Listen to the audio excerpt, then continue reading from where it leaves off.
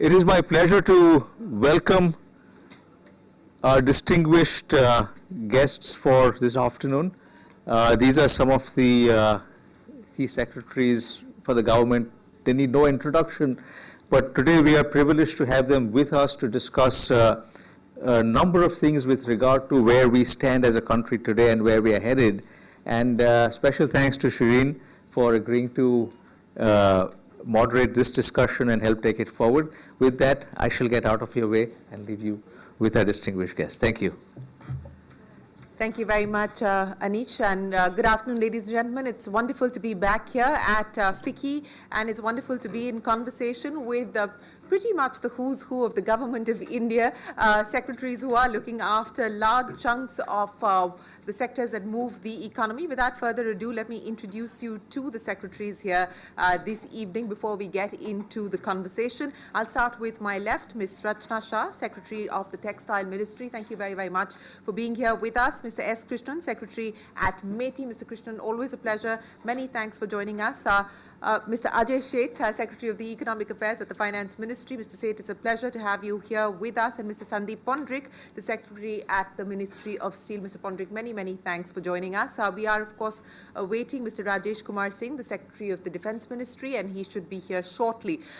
It is almost the end of this calendar year, and as we kickstart the next financial year as well as the next calendar year, it is time to take stock of the year that's gone by as well as understand what the government intends to prioritize for the new year. A lot has been spoken of in terms of measures that have been taken forward, measures that were unveiled in the budget, but more importantly, we are now dealing with a geopolitical mix which appears to be far more challenging than at the start of the year. There are many imponderables at the moment. We also have a change in the White House, and of course the expectations on what the Trump administration is likely to do by way of tariffs, what happens with the Fed, what happens with interest rates in the US, all of those will have implications and an impact as far as the global economy is concerned, including for us here in India. I'd like to welcome the Secretary of the Defence Ministry, Mr. Rajesh Singh, to join us on this panel as well. Thank you very much, sir, for being here this evening. So without further ado,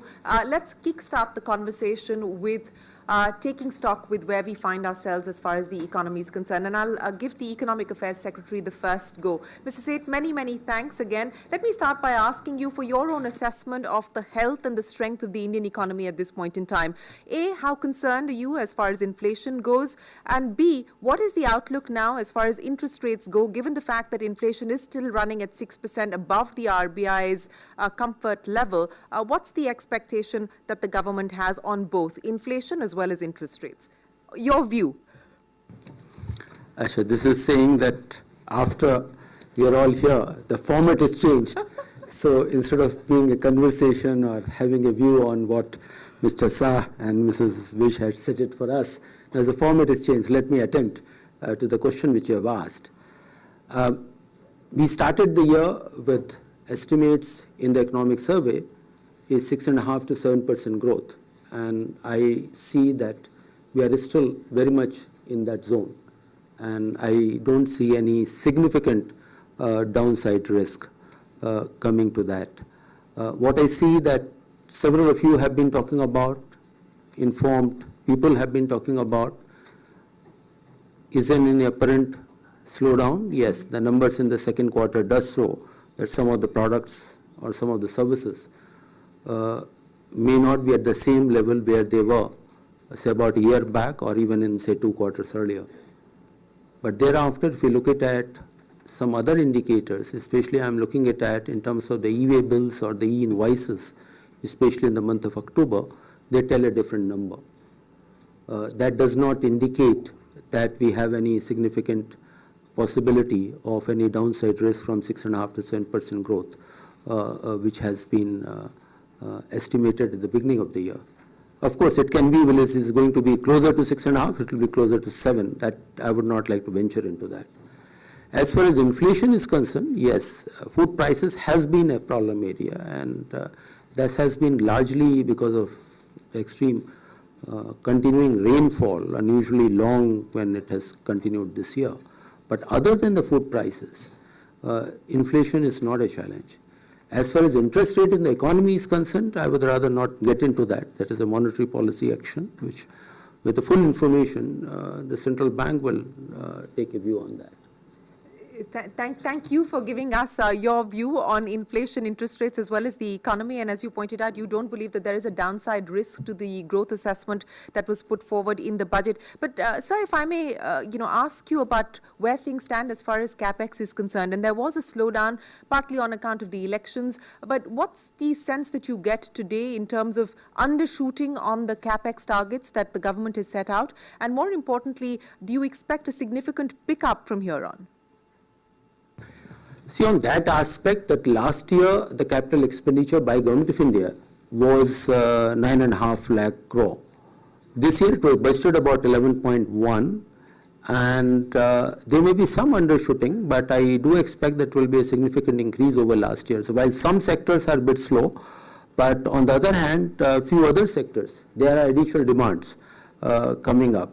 So I don't see that as a major issue coming up. Like even last year, it was budgeted for 10, expenditure was about 95%. So I see even this year also we should be around the same percentage points. Okay, so you believe that you'll be able to make up for what we have lost on account of the elections and so on and so forth. Before I get the other secretaries in, one quick clarification that we would like from you. So there's been a lot of talk about the fact that the government is likely to bring in approvals from the cabinet as far as ELI schemes are concerned. Now, are these separate from what was already announced in the budget?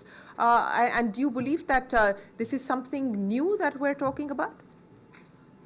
See, as you are aware that once the schemes gets announced, new initiative gets announced, and then go to the process of a detailed formulation and then the appraisal, then they move to the cabinet, which is the competent authority for approval. Is what was already These announced. are the ones, the 5 schemes which were announced as part of the PM package, and number of them are ready. And as far as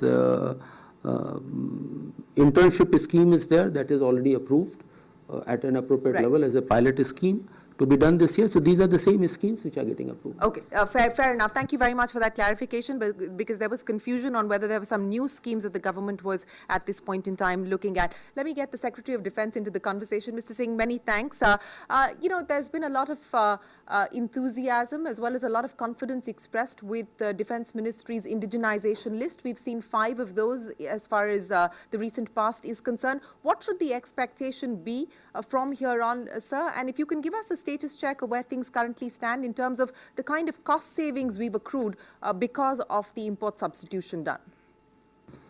Yeah, thank you for that. Happy to join you here today. I would say that the defense industry in this country is at an inflection point. It's reached a kind of a critical mass where we now have significant volumes being produced indigenously. The value of production in this country has gone up by 3 times over the last 10 years or so. Exports have gone up by 31 times. And our focus increasingly has been on ensuring that we spend our capex within this country. The ratio we originally set out 3 years back was about 60% to be spent within India, 40% outside. The ratio for the current year has now been enhanced further to 75%. And we intend to double down on that indigenization exercise that we are doing. In some ways, it's a painful process because obviously, in some ways it is easier to simply buy things abroad, looking at the best, looking at the brochures, taking out the best set of capabilities that you want and try to get that. But in the long run, it detracts from your strategic autonomy. It detracts from your ability to withstand supply chain shocks, some of which we are actually facing today in the context of some of our systems. I mean, it's not a secret that the S400, for example, is delayed. We've got 3 batteries, 2 more are delayed because of the conflicts that are ongoing. So yeah, there is a strong strategic case for going indigenous, and we intend to double down there. Our top priority will be on what we call IDDM, which is indigenously designed, developed and manufactured. That will be the sort of strand of our procurement process which we will focus on. And some of these are in areas where DRDO has developed technologies. In artillery, you'll probably see some cases where DRDO technology, private partners will come in and we'll be manufacturing that equipment at scale. The C295 model, where we have Airbus coming in along with a private sector partner, is another sort of fairly strong sort of template, and we could probably do a few more of those. In time, the intention is to increasingly bring in the private sector. Right now, in the domestic value that we produce, about 70% is by our 16 public sector undertakings, 9 of which are new from the ordnance factories, corporatized. Others are the older ones.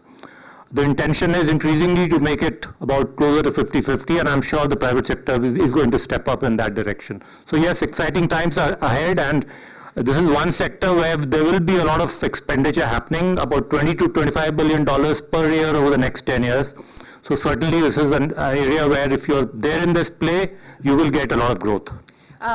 Sir, I just want you to comment on a point that was made by Uday Kotak in an interview with me a couple of days ago, where he said that in the new era that we live in, India must exercise its military power, and hence we must spend much more as a percentage of our GDP on defense. Do you believe that that is something that the government is considering at this point in time, significant allocation, higher allocation as far as defense is concerned, especially as you talk about the changing geopolitics as well? Well, I agree with some of what he said, but the point is that what we have right now is about 2% of our GDP is spent on defense expenditure. Now, 2% of 4 trillion is very different from, say, 2.5% of 1.5 or 1.75 trillion about 10 years back. So I don't think resources have ever been a constraint, and I'm taking the liberty of similar sort of accommodation by the finance secretary in the future as well. Our expectation is, frankly, that we will meet our whatever are the requirement of our services. We should be able to meet quite easily with a normal increase in our budgetary outlay. In fact, often it is difficult to fully exhaust that budgetary outlay precisely because of the hard road that I mentioned, which is indigenization, and also some of the supply chain issues that are afflicting suppliers worldwide also, which means that a lot of your contract fulfillment timelines keep getting stretched. But nonetheless, as I said, even if we maintain it at 2% of our GDP, as we grow at 7%, we should be comfortably able to meet the requirements of our armed forces. Well, Mr. Seth is going to have to accommodate a lot of requests, and he's quite rightly sitting right in the middle of this panel, because all of those requests are going to be coming to your desk at the Finance Ministry. So, but let me get the Steel Secretary into the conversation as well. I want to understand from you what the outlook is as far as demand is concerned, and specifically I want to address concerns that are being raised by Indian industry. Sajjan Jindal, in a conversation with us, has very clearly said that there is a need for the government to impose higher tariffs, higher duties, especially on imports coming in from China. What is the government's view? Do you believe that there is a legitimate case at this point in time to impose higher tariffs? And if that were to happen, what is the impact and the implication on the consuming industry? Because you will have to find that balance. Thank you. I will start with the consumption side. So, as we know that right now the per capita consumption in India is about approaching 100 kgs per person per annum. Now, if we see at the historical data, this is an inflection point as far as steel is concerned. And what has been seen is that as soon as countries reach about 100, their growth increases significantly. And that is already into picture, because this first half of 24-25, we have seen a growth of about 13% in steel consumption. So yes, on the demand side, I don't see any problem. In fact, if this growth continues with, again, I will refer to the Finance Secretary who mentioned about 10 lakh crores. So government push in infrastructure, public demand, public spending, we will need about 300 million tons of capacity by 2030, which is at present at 180 million tons of capacity. So that means 120 million tons of additional capacity, which means approximate investment of $120 billion, which is 10 lakh crores in Indian rupees. And if that investment has to come, so I'm migrating to your second question. So if that investment has to come, then our industry has to have that kind of profitability that they are able to make that investment. Now, if that will not happen, then probably by 2030, we will become a net steel importer if our demand continues to rise and our production does not increase. Coming to the issue of profitability, so yes, there have been concerns in last almost a year and especially in last few months, 6 months, that dumping is happening at the international level and steel prices have come down. In fact, the Indian imports for first half of this financial year have increased by roughly 41% and exports have gone down by 36%. So that's a valid argument of the industry that steel prices are depressed, inventory levels in steel companies have increased. From normal 15 days, 16 days, they have increased up to 30 days. So there is a genuine problem and we are aware about that. So there are multiple ways of trying to protect the domestic industry. One of that is increasing the basic custom duty. The only problem is that 62% of our imports are from FTA countries. So if we increase basic custom duty, there is no impact on these 62% imports because there is no duty. The second option is safeguard duty, for which industry will have to approach the DGTR. Haven't they done that already? I don't think so. I don't know whether if any steel manufacturer is here, but they are, I think, preparing to do that. And third is anti-dumping, which again has a process. So the later two have processes which the industry has to take on their own and approach the DGTR. The first one has its own limitations because majority of imports will not be covered by BCD. So you're saying that at this point in time, even if you were to bring in higher tariffs, it may not have the necessary impact because it's coming via the FTA route? Yeah, so it will have impact only on 40% or roughly 38% of the imports, not on the majority of the imports. So is it an active consideration at this point in time? It is under examination because one of the major imports, wherever they are coming from, some of them are not covered in FTAs. Let me open up this dialogue to a larger issue which impacts everyone on this panel and across sectors, and I'll start by asking you, Steel Secretary, privatization and disinvestment. There's been a lot of talk and a lot of speculation around whether RINL will be up for privatization or disinvestment, NMDC at some point will be up for privatization and disinvestment. I don't want you to necessarily talk about any specific cases, but do you believe that there is a case today for disinvestment or privatization of public sector holdings within the steel sector? And then I'll go around the rest of the panel for their view. Yeah, so if you say in general whether there is a case, yes, there is a case for at least some of the plants which are not doing well.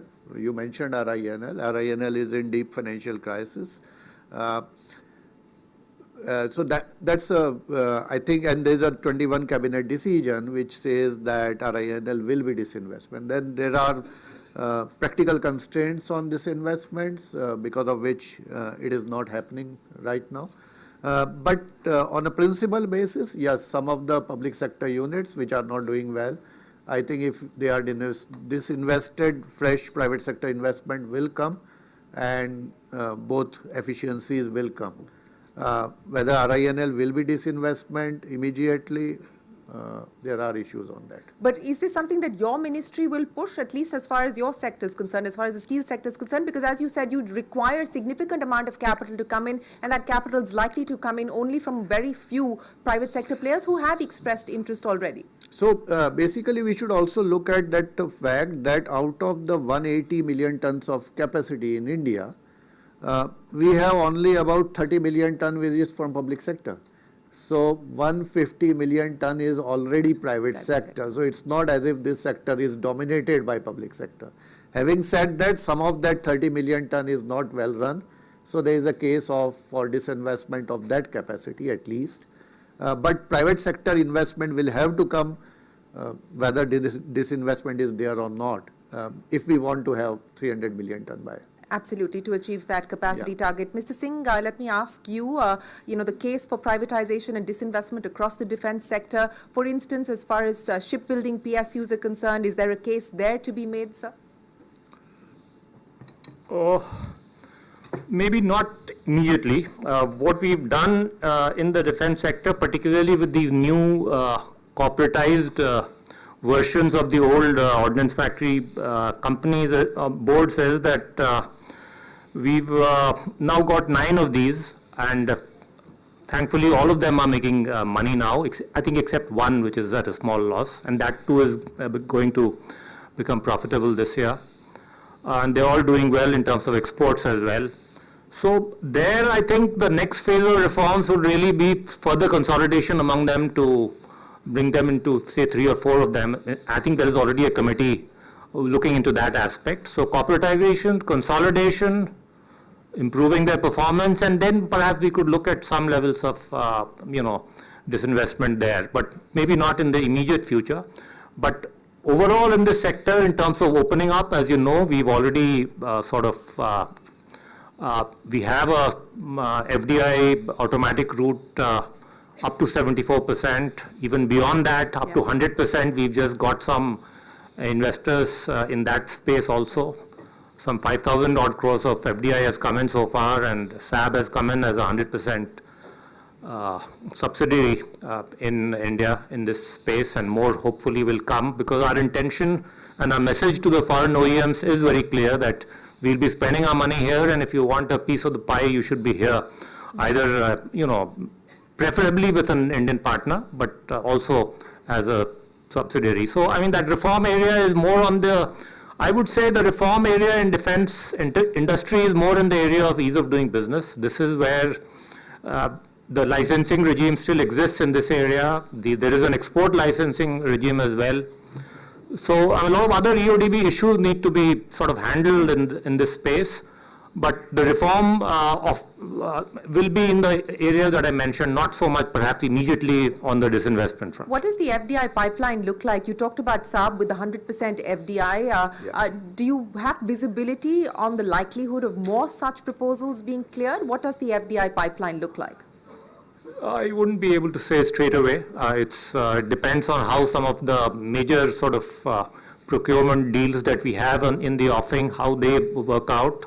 I think some of you are aware of some of those deals, including the big submarine deal that is available, a few others.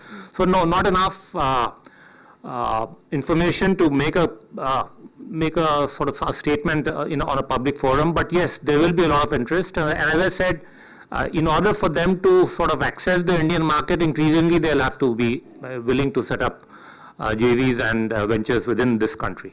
Mr. Krishnan, let me address the same issue with you, both in terms of demand at this point in time across the sector, and it's been strong, but do you believe that there is likely to be further momentum and a further build-up to FDI visibility? What's the expectation and the anticipation? On the demand front, I think specifically on the electronics front, demand has been strong and continues to be strong. Concerns are really more on the software side, but even there, I think the nature of demand is pivoting, and more of it is going towards AI-driven services, more of it is going towards cybersecurity and those areas, niche areas, as opposed to the way that it used to work before.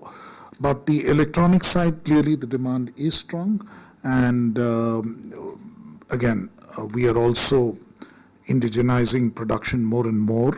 The PLI schemes have really kicked in. So on the mobile side, which is almost about 40% of the electronics industry, we manufacture practically all the mobile phones that we need in the country today. And that's a space where we should be really looking to target export demand. But with the PLI on IT hardware kicking in and many FICCI members also involved in that process, we really expect that domestic demand would be met comfortably with the kind of manufacture that takes place in India, in addition to what exports come in there. And coming to the FDI pipeline, that continues to be strong. It's one of the areas where we constantly keep having inquiry. Of course, we are well aware of the semiconductor space, and the semiconductor space is now expanding to the ecosystem players who need to come in. And in the regular electronics hardware manufacturing as well, there's a fair amount of interest, continuing interest in various elements of components and also equipment manufacture. So we would see that that is an ongoing pipeline which is going to be strong. An ongoing pipeline that will continue to attract investment. But is there an export target that you're looking at, that you're working towards, especially on the mobile side? Well, I mean, I don't think it's fair to say that we'll have an export target. We, of course, have an overall output target, which the Prime Minister has set for us at $500 billion to be reached by 2030 in the case of electronics. And overall, given where the software side also stands, we're looking at $1 trillion digital economy by the end of the decade. So that's fairly challenging. A significant portion of what happens in electronics manufacture, including component manufacture, will also go towards export.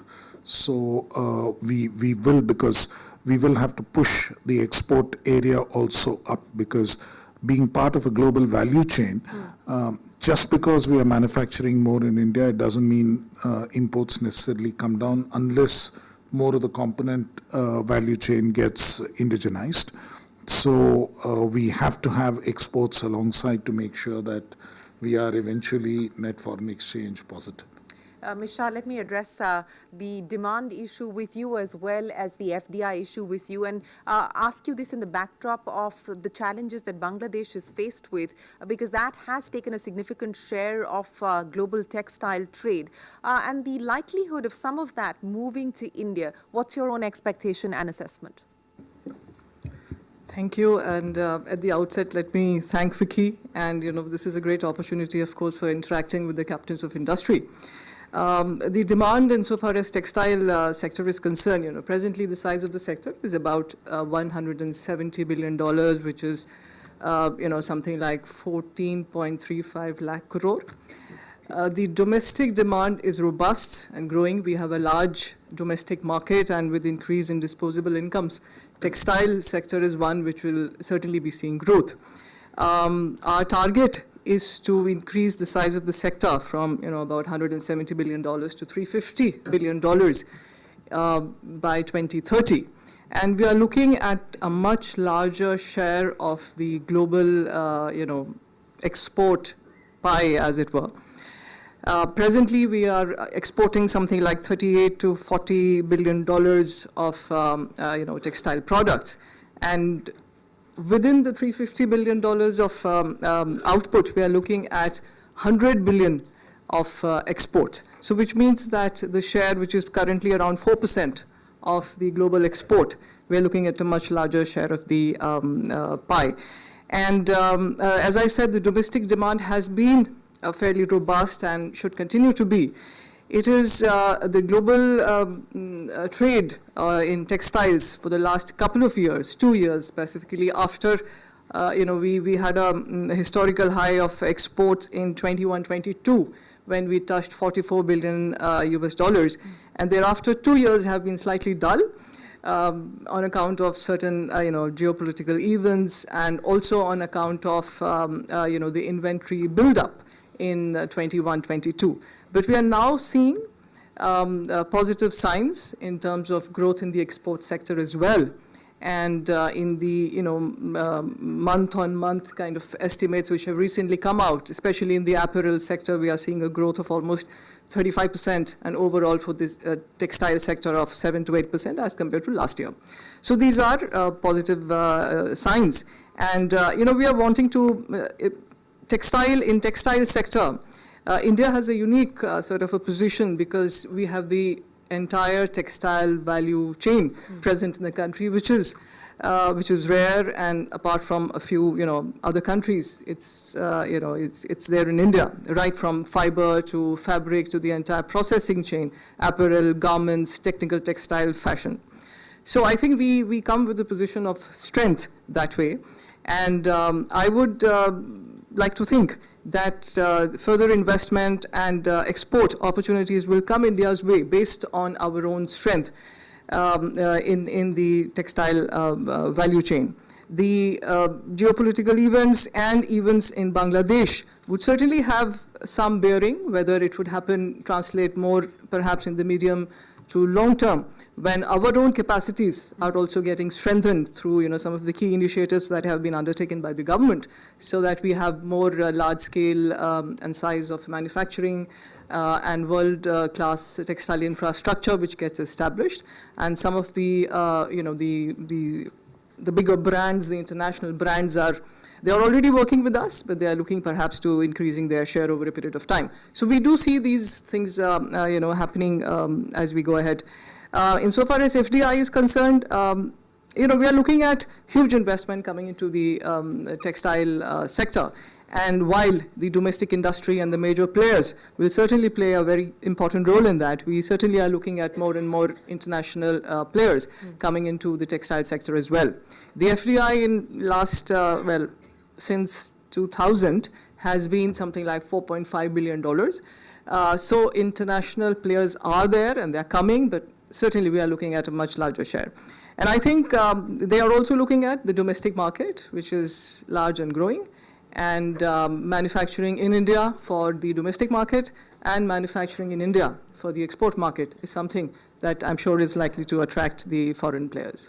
If I may ask you a quick follow-up, both as far as the export aspiration is concerned, and you want to go from the current levels to a significantly higher number by 2030, as well as draw in more foreign direct investment, are there any specific measures that you believe need to be put on the table in order for us to be able to meet the target as well as draw in more FDI? And two, if you can give us a status check of the PM Mitra Park, which was announced by the government, and where things stand as far as operationalization is concerned. Right. So you're right, there are certain key initiatives which have been undertaken by the government.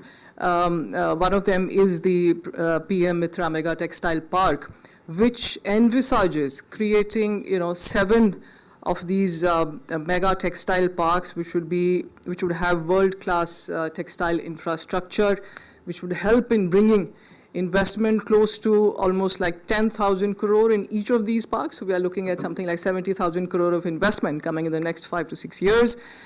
Huge employment opportunities in terms of 1 lakh per park. So those are direct employment opportunities and many more indirect opportunities. So these parks will typically be, like I said, modern world-class infrastructure with state-of-the-art facilities for testing, for CETPs, ZLDs, and processing facility, logistic support, skilling centers, and accommodation for workers, and so on. So yes, it would be sort of a game changer for this sector, and I've envisaged the PM Mitra Parks to become growth centers. These are spread across, various regions within the country. The second big initiative which is under implementation is the PLI scheme in textiles, which focuses on the sunrise sectors of MMF fabric, apparel, and technical textiles.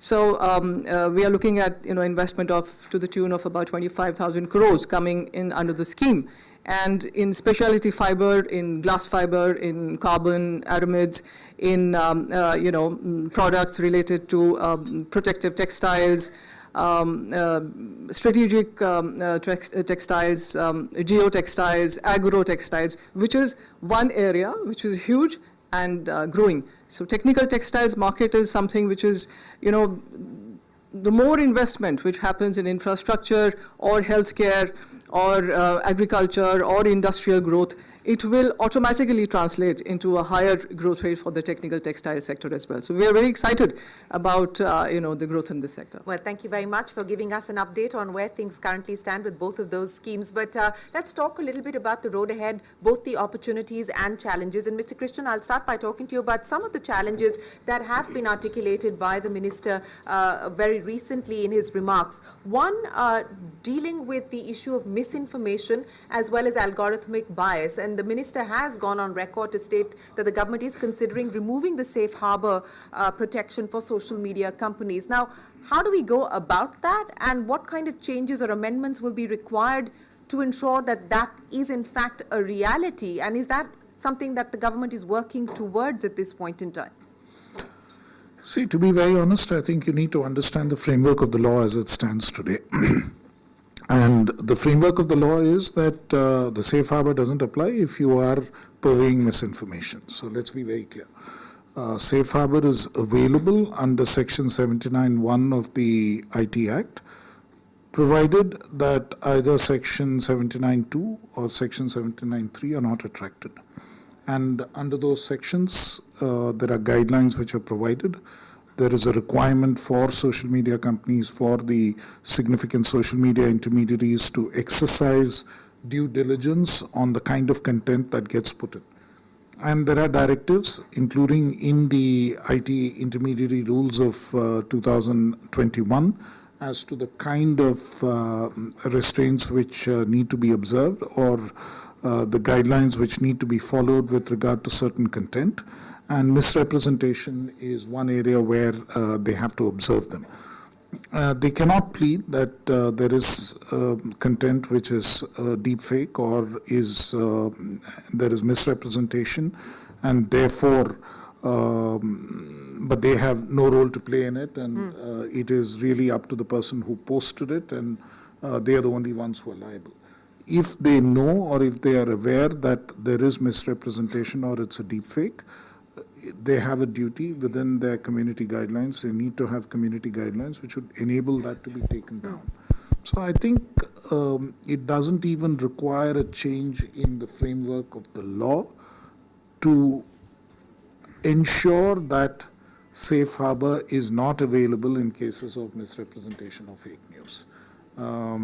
If there is a prosecution which is launched, then it is perfectly open to the law enforcement authorities to include even the social media intermediary if it came to that, if there is a... So the feeling is that the government is not satisfied with the action taken by social media entities at this point in time?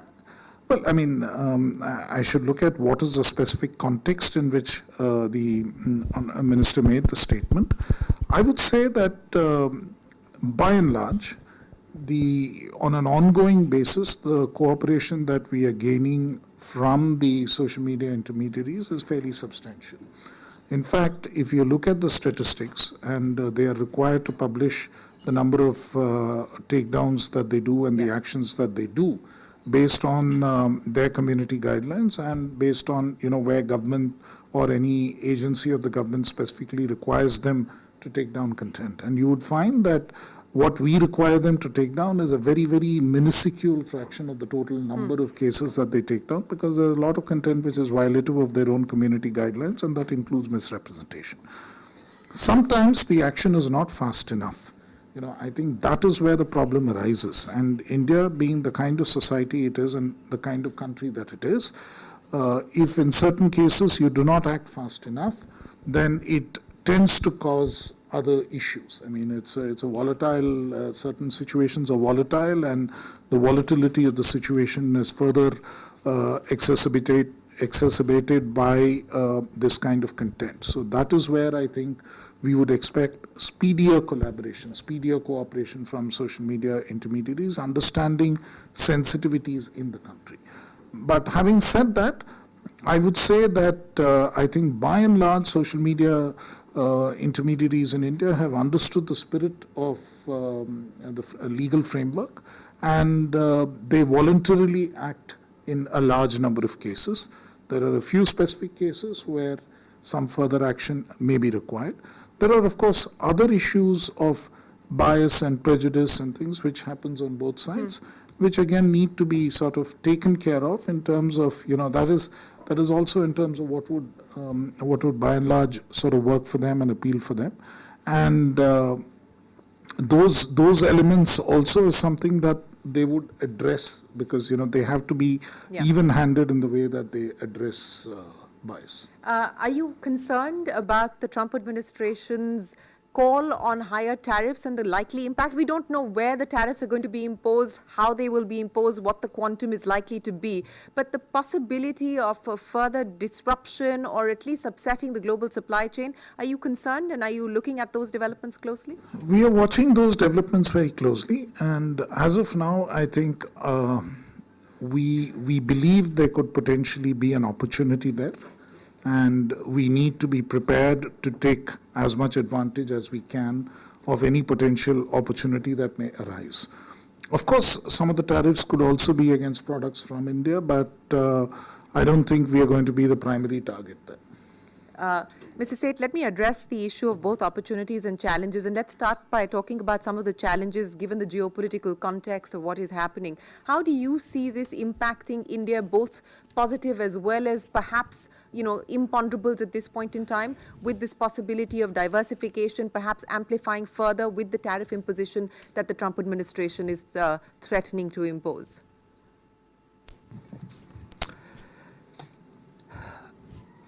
So we analyze the situation but not do a scenario building.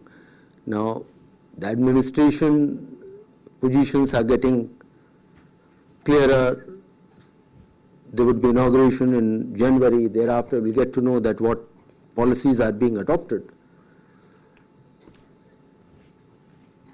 Overall, I see that this is the largest economy in the country have chosen their leader.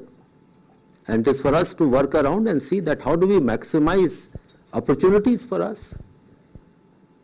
And as far as geopolitics is concerned, it is not an easy place.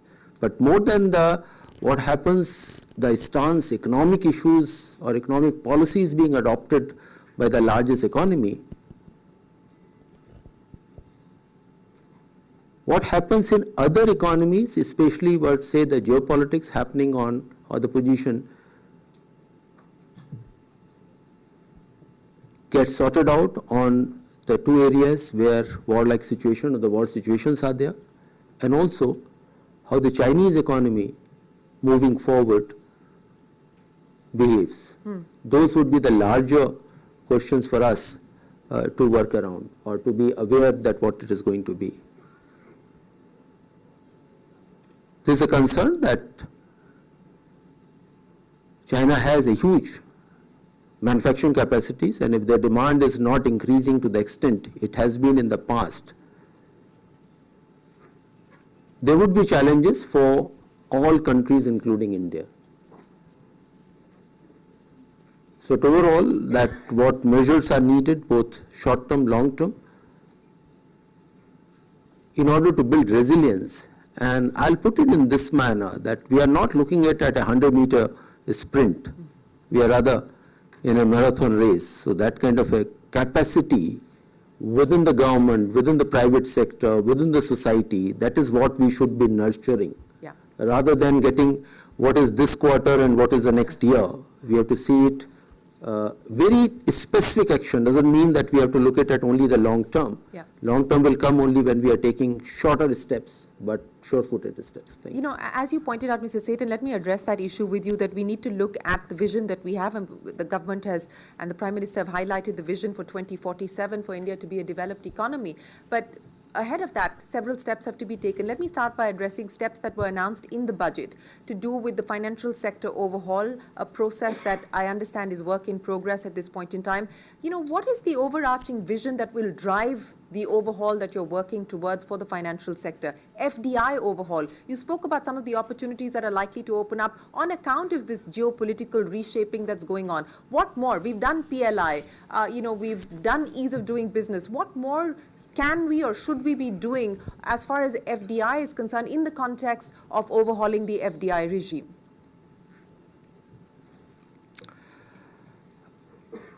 So I'll try to answer it in a little broader sense than what we have posed, and I'll draw attention to what the FICCI president, Mr. Shah, has written in his article very recently in Mint, identifying 4 transformation areas. I can't agree more with him. In terms of what it would take to do that transformation, I may have a different position, and that is certainly an area I would like to have a conversation with him, with incoming president and other business and industry leaders, that where do we reach to those steps. Coming specifically to the private sector, or generally in terms of the economy, we have to work towards more market-based reforms rather than a sector-based reforms. They're saying, hey, some sector is in a problem, let's fix that sector. When we are in a marathon race, we have to build capacities, then we have to say, what are the factors of production? Where are the frictions in the economy? How do we deal with those frictions? How do we reform those sections? And yesterday I was in another seminar where the past president, Mr. Kanoria, was there, and he was asked that question, that why corporate sector investments are not coming up. And he talked about some of those difficult areas, that whereas he's brought out the power sector. If I were to put in the two sectors, one is a land, another one is a power. These are not the perfect sectors, rather very, very inefficiently managed. So we have to look at that more, how do we reform those sectors, and that is really a partnership is required, and where I tend to disagree with, not disagree, is saying that with the FICCI's position, and I'm very thankful to FICCI, saying that you are ready to work, partner with 30 ministries with the government to be catalyze that transformation. Hey, there are 28 states. You have to partner with them. Don't forget them. That is what I would like to bring that aspect. Now, coming to a question of financial sector, where do I see it? There's a lot of scope for more efficiency, more innovation, reducing the cost of intermediation. So this is a better balance. What is required is stability along with more innovation and more efficiency to be brought in. That is a broad approach we have to adopt. And when we say a market-based reforms happening, a market approach to reforms, similar issue is on the financial sector. Also those principles will apply. Okay, you've given me the perfect segue to get everyone else to comment on the transformative ideas that we need to focus on between the government and industry as we talk about the road to 2047. And let me start by asking you, Mr. Seth, and then I'll go around the panel. It's always industry asking the government for something. What is your ask of industry as we look at the road to 2047? What are the specific areas that you would like industry to focus on? What is the government's ask of what industry should do or what industry should prioritize and focus on as we head to Viksit Bharat?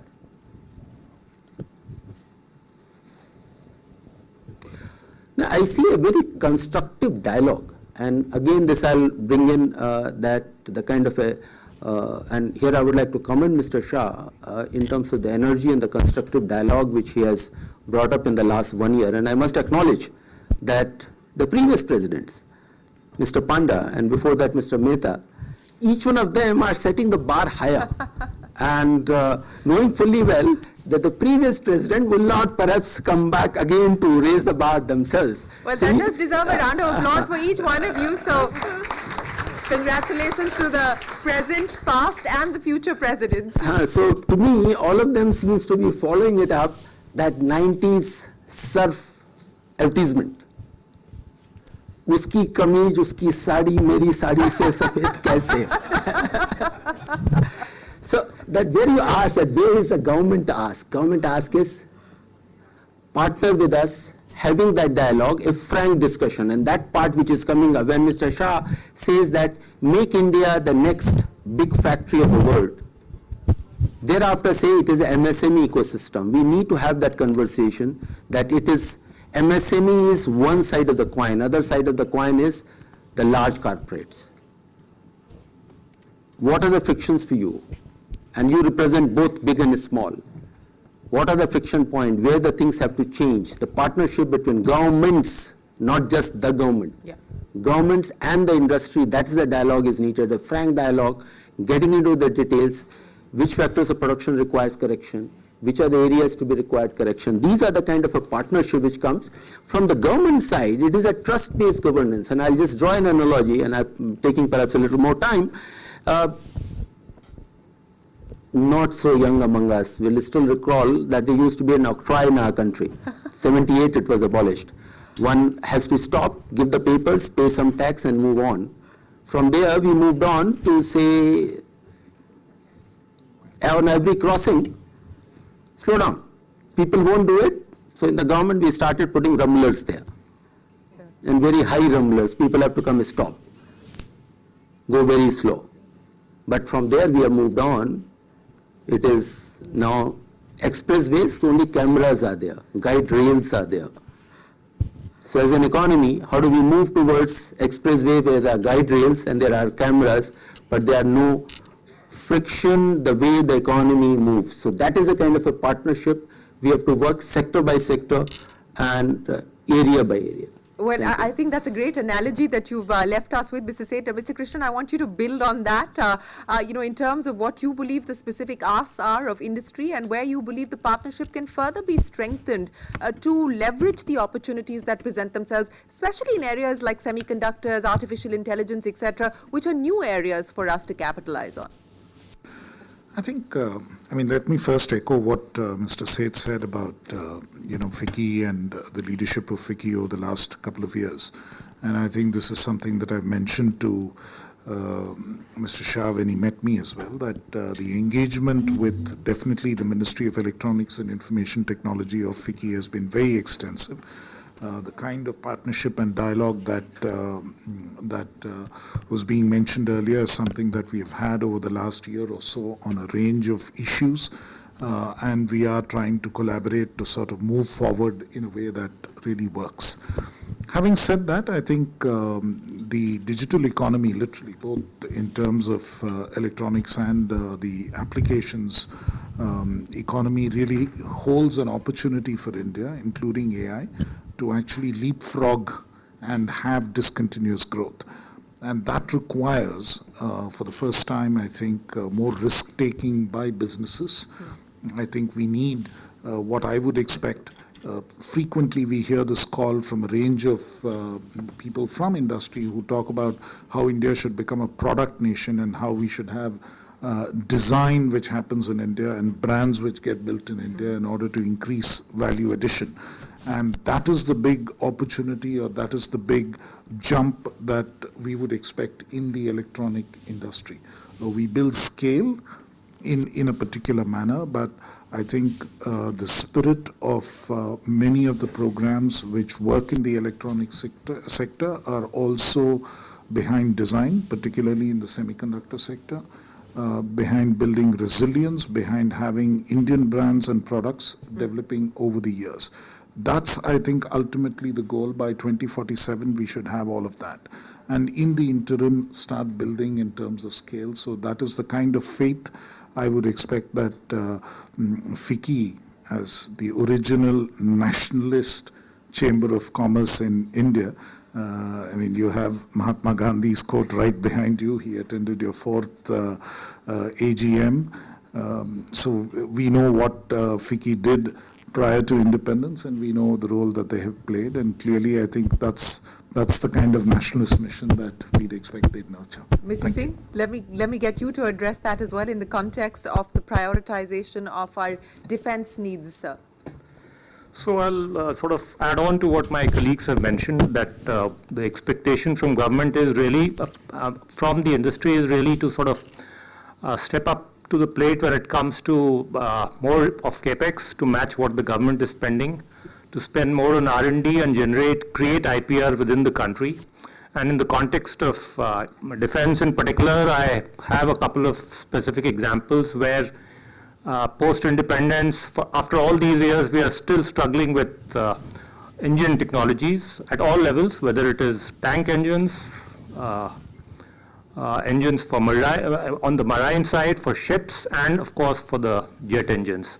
All three, a lot of struggle by the public sector. We haven't really been able to come up with a viable sort of engines technology even now.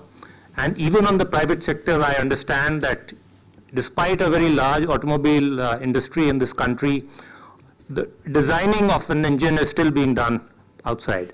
So that's an area where there is it's just an example, but it's an area where we need to sort of collaborate to establish a gateway towards ensuring that we have an indigenous technology in these areas which are niche, but if we don't have it, then you can build your airframes and your avionics and somebody can hold you to ransom, which is essentially what can happen, not necessarily to ransom, but simply you can be held ransom because of geopolitical risks or geopolitical sort of instability leading to supply chain shock.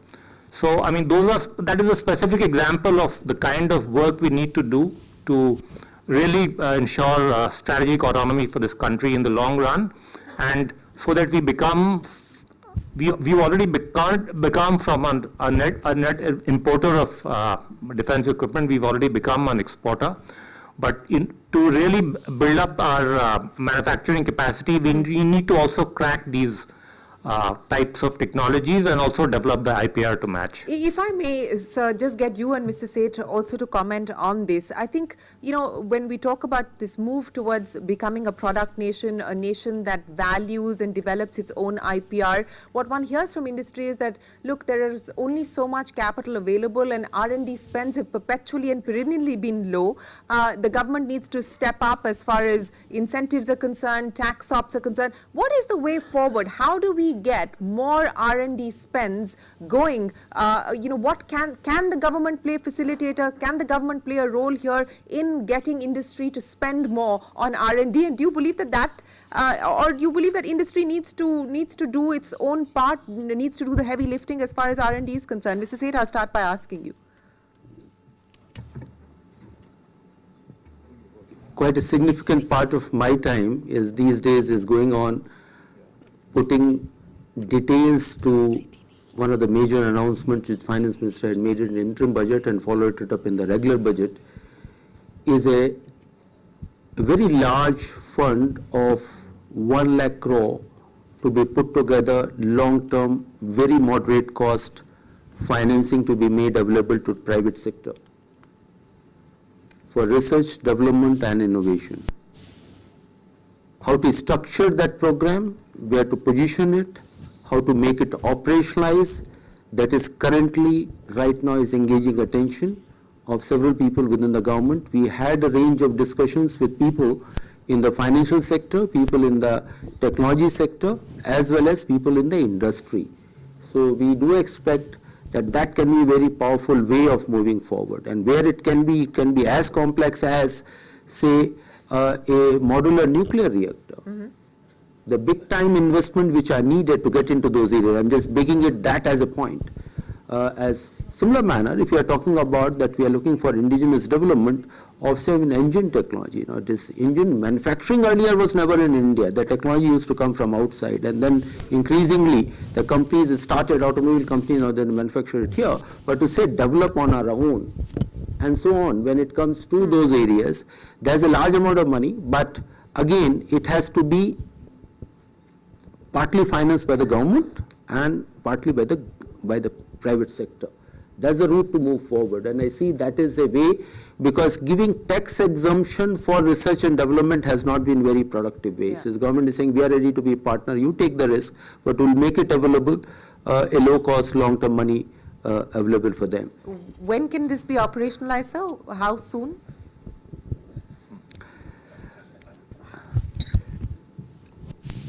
To answer the question that, next couple of months, because next budget itself is just about 75 days away. So before the next budget? That's what we say, the bureaucrats like me are under constant watch that what is happening to that scheme, and that is getting into the finer details. Okay, so hopefully before the next budget, we should see the scheme being operationalized. Mr. Pondrik, let me start by asking you, sir, as I said, priorities now for 2025 as well as to the road to Viksit Bharat. Your take and what you would be watching closely. So as far as the steel sector is concerned, as all of us know, that there is steel, and nobody in this world can go without steel. I don't think anybody can say that they don't have anything on them now which is not of steel. Something will be there. That consumption, because it is growing, I think there are 2-3 priorities for steel sector. One obviously is the capacity addition, which is required by 2030.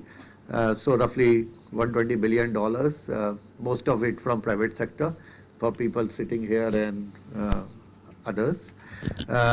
Second is the transition to green steel. I think that is one thing which will come up very significantly, because green steel is becoming a mainstay of, and countries, European Union, other countries are putting up barriers for non-green steel. So we are coming up with a green steel mission in the country to incentivize and promote green steel. including the definition of green steel for the country, what we will consider to be green steel. So I think that is one area where companies will have to focus to transition to green steel. And thirdly, as I mentioned earlier, the specialty steels, because what is happening is that as more and more technologies come into India, as other secretaries are mentioning in defense, in other sectors, the requirement for specialty steels is growing, and we don't have those capacities and capabilities in the country right now. So unless, just to give you an example, the power sector is growing very fast, and we need electric steel for that, and we only have a capacity of about 60,000 tons of high B electric steel, while the requirement is roughly 2 lakh plus.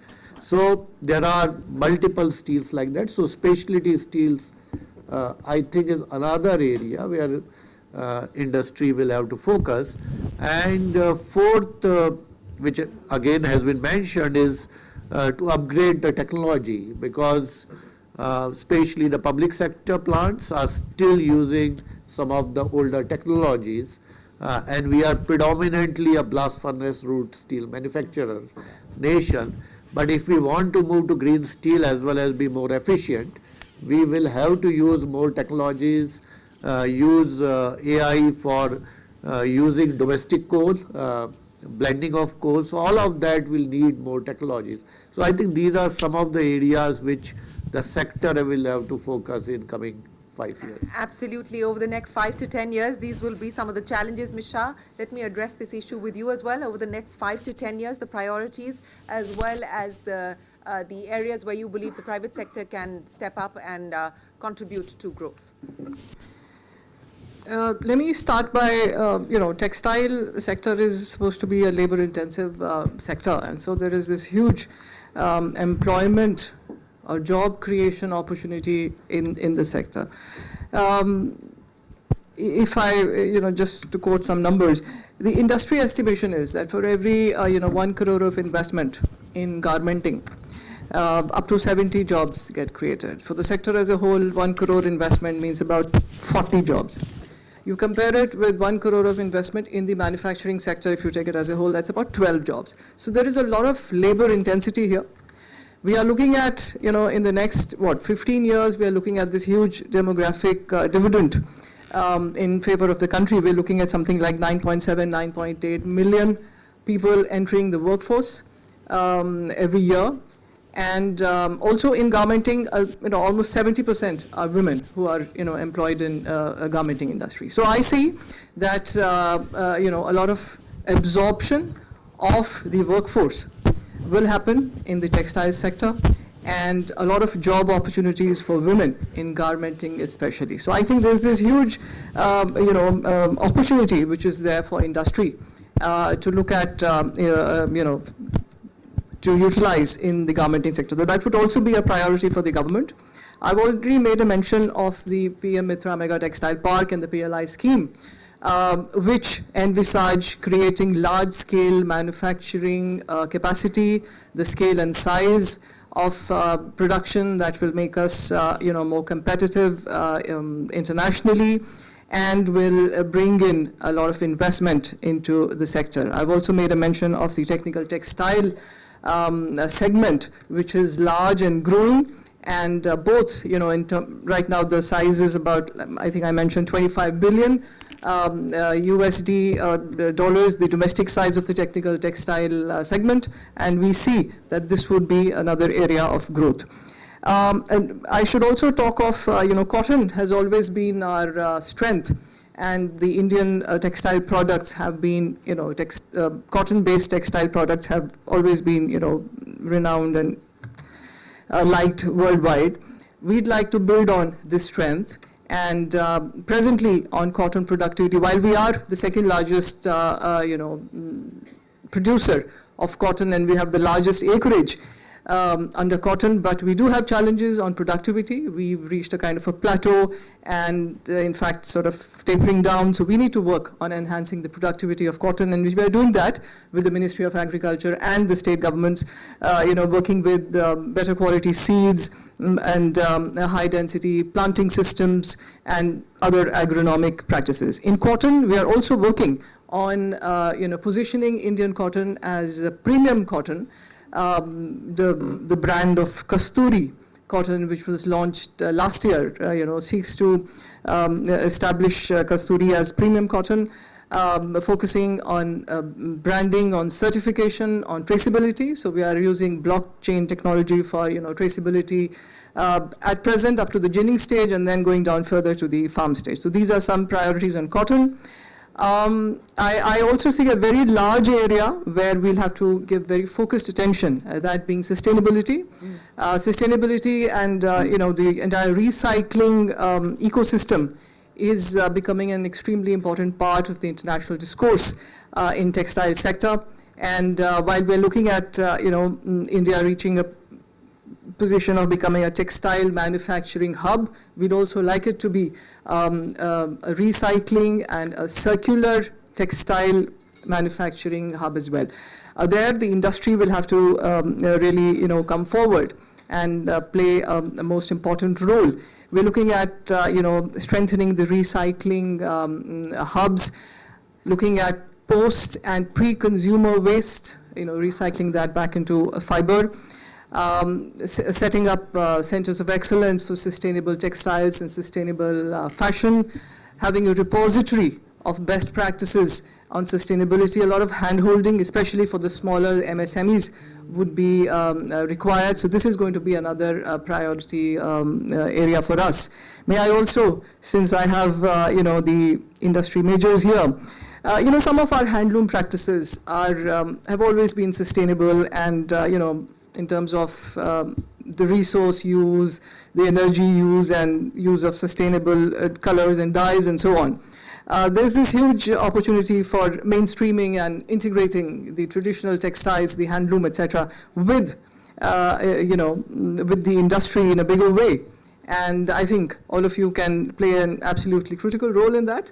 So in terms of one of the small asks from the industry would also be to help us promote the traditional textile sector, which is very unique to India, which is something that is celebrated by us and by the world community as well.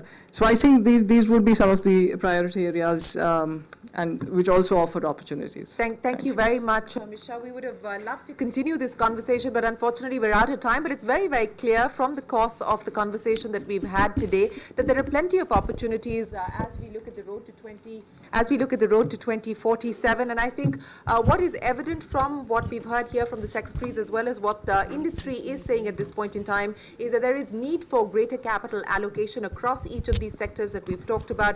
There is a need for capacity enhancement and capacity building, again, for each of these sectors that we've talked about as India looks to the road to 2047. There's also the need for capability building, especially as we address new areas like AI, semiconductors, and so on and so forth. And that would be an area of focus, not just for the government, but also for the private sector. And finally, as is very evident from what we've heard here from the secretaries, there is a need for collaboration and deeper collaboration between government and industry. So I'll leave you there with the 4 C's on the road to 2047. My many thanks to the secretaries for joining us today to articulate very clearly for us the opportunities, the challenges, and the priorities for the government of India. Appreciate your time. Thank you very much, ladies and gentlemen.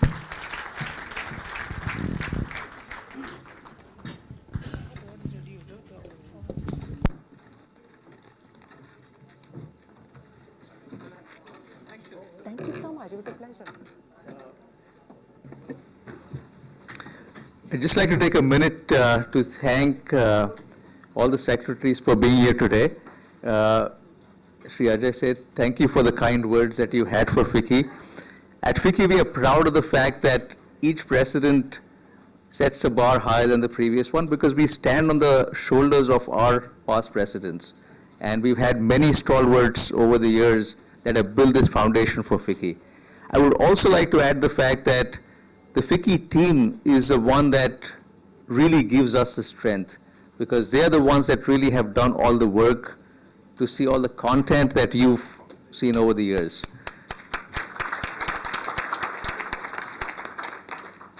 In particular, over the past year, you've seen the 78-page book that the team had developed with recommendations for every ministry for a 3 to 5 year agenda. And I'd like to personally thank each of you for the time and effort that you put into it. It has truly been a pleasure working with the government on behalf of FICCI and the industry. I'd like to say that this has been a government that has listened, that has argued, that has allowed us to argue, and gotten into details, seen the facts, and acted based on the facts. There's a continuous discussion on a number of things that industry has, and it's always been based on what's good for the economy, what's factual, and how we take the economy forward. And in that sense, it has truly been a pleasure. I've personally been in over 200 meetings with cabinet ministers and secretaries, and have troubled you a lot, each of you. And thank you again for having listened to industry so closely, and for your time today as well.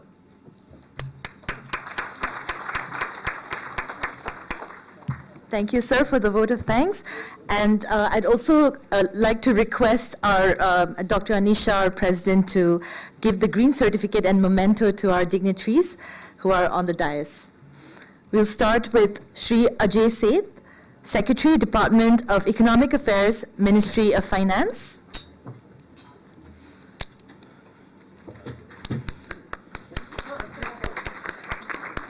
Shri Rajesh Kumar Singh, Secretary, Ministry of Defense.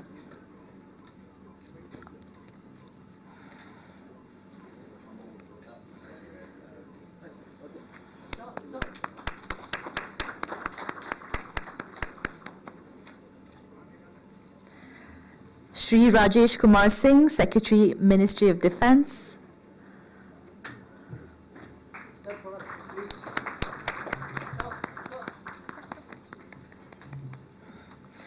Shri S. Krishnan, Secretary, Ministry of Electronics and Information Technology.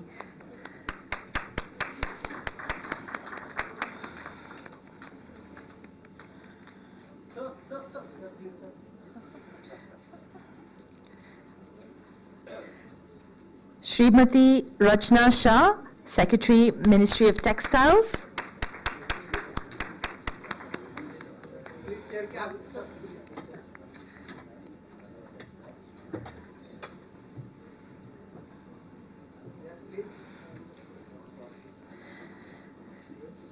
Shri Sandeep Poundrik, Secretary, Ministry of Steel.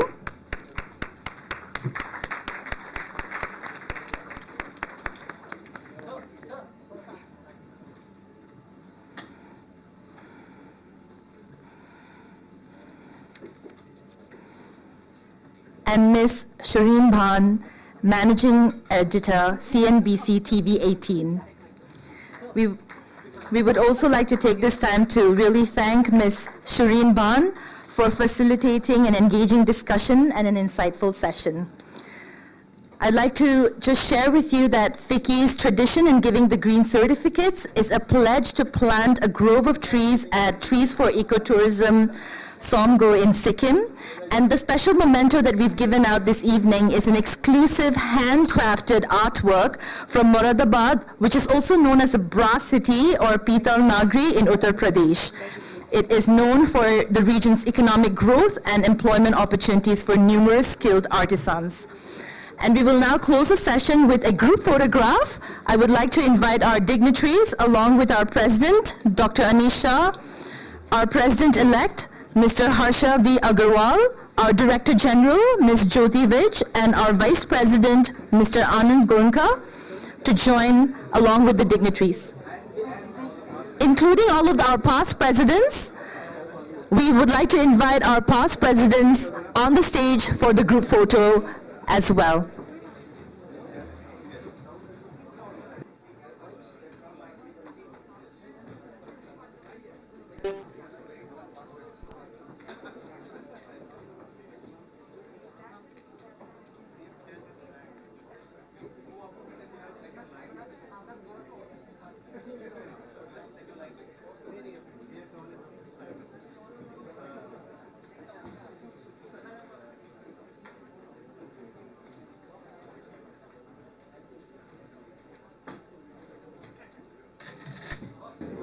India.